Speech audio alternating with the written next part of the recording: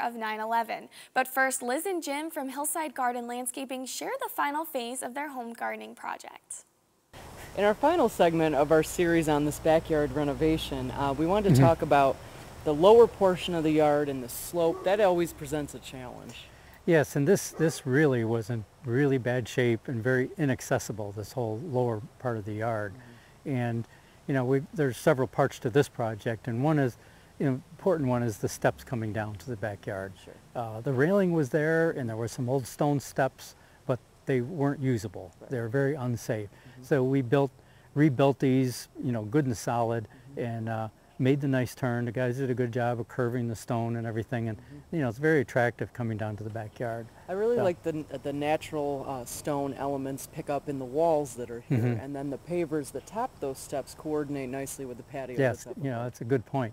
And of course, these stone walls were all over the place. They were never properly built, and they were just all over. So we spent a few days in here properly rebuilding the stone walls so that they look the way they do. And the set of 3 of those really terraces the slope that makes it easier to work on the slope with the plants. Yes, yes.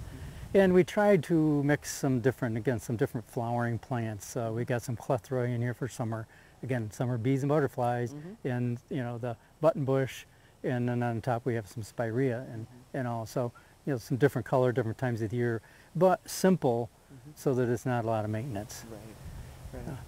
And I like the Stephanandra too for the steeper parts. That's a flowering shrub that'll really spread and cling to the bank well. And even the mulch that we use, the cypress mulch, is really great for a slope because it's got those bigger, coarser pieces which kind of knit together really well and lock together.